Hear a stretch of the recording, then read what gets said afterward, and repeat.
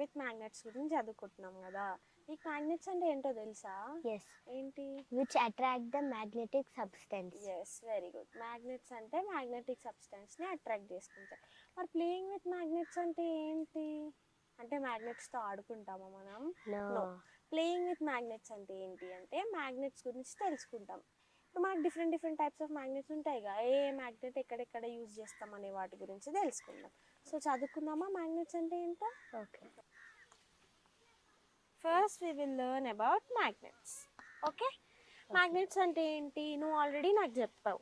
ఏంటి? ఏవైతే metallic substance ఉంటాయో వాటిని అట్రాక్ట్ చేసుకుంటాయి. మరి మెటాలిక్ సబ్స్టెన్స్ ఏంటి? నువ్వు నాకు ఎగ్జాంపుల్స్ చెప్పగలుగుతావా?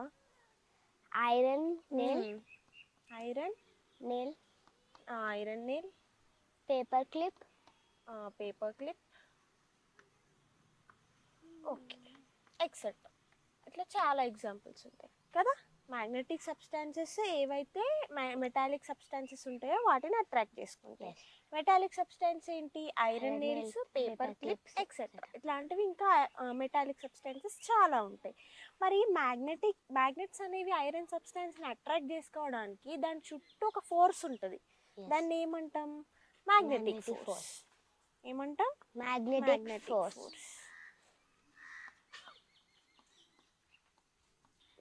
ఈ మ్యాగ్నెటిక్ ఫోర్స్ అనేది మనకు కనిపించదు, Mm-hmm. బట్ కానీ అది రియాక్ట్ అవుతుంది. Yes or no? Yes. So ఈ మ్యాగ్నెట్స్ అనేవి డిఫరెంట్ ఆబ్జెక్ట్స్లో ఉంటాయి. ఎట్లాంటి ఆబ్జెక్ట్స్లో? రిఫ్రిజిరేటర్స్, బెల్స్, ఎలక్ట్రిక్ బెల్స్ ఉంటాయి ఇక స్కూల్లో, Yes. అట్లాంటి బెల్స్లో ఇంకా చాలా వాటిల్లో యూజ్ చేస్తాం.